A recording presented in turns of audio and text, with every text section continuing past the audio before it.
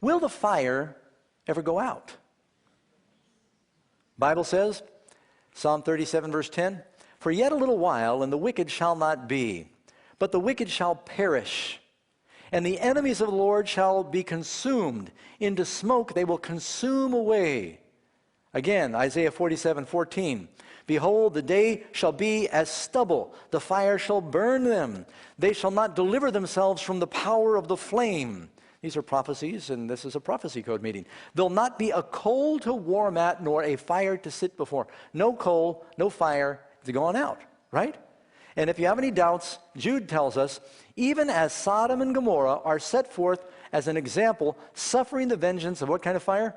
Eternal fire. Now, some people say, there you have it, Doug. The fire is eternal. It's going to burn forever and ever. Is that what it said? Are Sodom and Gomorrah still burning today? They were burnt with eternal fire, but they were burnt up. What it's saying, was Sodom and Gomorrah ever rebuilt? Oh, it's 4,000 years ago. You can go there today. It's still ashes. They were burnt with eternal fire. The results of the fire are eternal. It doesn't mean that they are still burning. They were cities, not people. I mean, the idea that God's going to burn cities forever and ever is even more absurd. But people seize upon a few misunderstood phrases and they build a whole theology on that.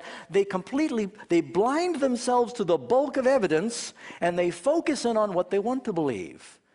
Now, there are a few difficult scriptures where it uses the word forever. The word that's used there in Greek is eon. Have you ever heard someone say, well, I haven't seen them in eons? Now, eon is an unspecified period of time. It doesn't have a start or a finish per se. And the reason God uses that word is because all the sinners burn different periods based on what they deserve. He couldn't give a specified period. There are other places in the Bible where you're going to find the word forever, and it obviously had an ending. You remember, for instance, when Jonah's time in the fish was compared to the hell that Jesus went through. And that Jesus' quote is Matthew chapter 12. It says, Jonah prayed from the belly of the great fish, and he said, "The earth with her bars was about me forever." He was imprisoned. How long? You think it felt like forever? You know, what Jonah went through is a good picture of the darkness and separation from God. Here he is in the bowels of this sea monster at the bottom of the ocean, and it's dark, and one day it occurred to me that if he was in there alive, maybe that fish had swallowed other things that were still squirming in there with him. Wouldn't that be awful? And then if you ever do any diving at night, you know, sometimes these fish flash bioluminescence, and all of a sudden a little flash octopus and a jellyfish, and oh, it must have been like hell in there, right? So this is how he talks. And do you think it felt like forever? 3 days and 3 nights in the digestive system of a sea monster? But was it forever? The Bible says he was in the belly of the fish 3 days and 3 nights. Again, you can read in Exodus 21, a Hebrew could have a servant for 7 years, and after that time he could go through a ritual where he would stay with his master, and it says he will serve him forever. How long would that be? Till he dies, right? When Hannah brought little Samuel to the temple, she said, I'm going to leave him here forever. How long was that? Till he died, the rest of his life. And again, it specifies later, for as long as he lives. And so when it says that the wicked are going to be burnt forever, it means, the word there, don't forget, it's going from Greek to English, it's eon. They're burnt up according to what they deserve until they die. They're punished. And they're burnt with not only everlasting fire, because will they ever live again? No second chances. It's also called unquenchable fire, and I'll get to that in just a minute. Forever and ever is a biblical expression which means until the end of the age, not necessarily an infinite, unending length of time. You must read that phrase in its context, because after all, Martin Luther believed it, the father of the Reformation, as did William Tyndale, and a more modern scholar kind of turned the world up on his ear, John Stott, who is a great scholar. He also believes that the Bible is very clear that the wicked will be burnt up in the lake of fire. Pentecostal. Edward Fudge wrote a book that kind of surprised everybody, and he said, if you're going to go by the Bible, there's no question the wicked are burnt up in the lake of fire.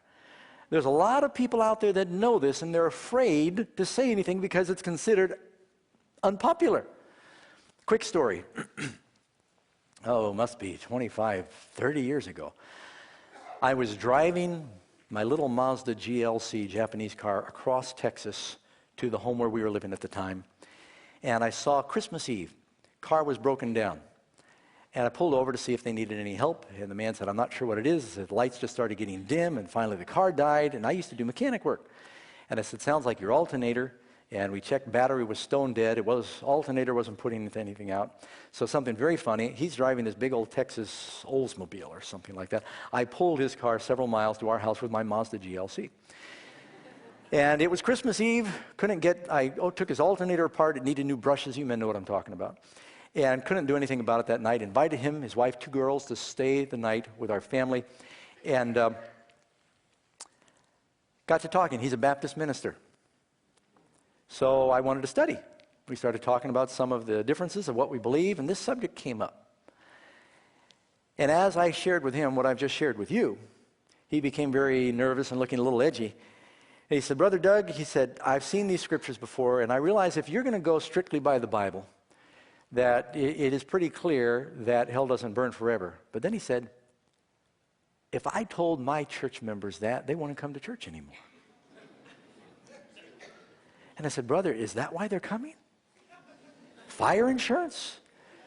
Trying to stay out of hell?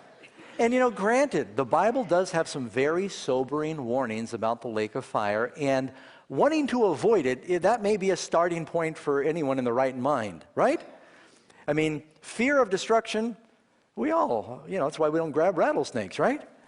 It's self-preservation. It might be a starting point, but somewhere along the way, if the only reason you're going to church and serving God is you're trying to stay out of hell, should you ever arrive in heaven, you've lost your motivation.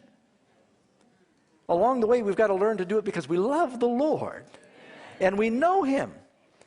And the other reason this subject's important to me, before I learned the truth, I hated God. I wouldn't say that out loud, but in my heart of hearts, I thought, God is mean. He's going to torture these creatures who are all feeble and weak sinners, and He's going to torture them through endless ages for the sins of this brief lifetime. Why, He's a sadist. That's what I thought. When I learned the Bible truth on this subject, it was one of the most liberating subjects I had ever studied because it helped me see that God is just and He's loving.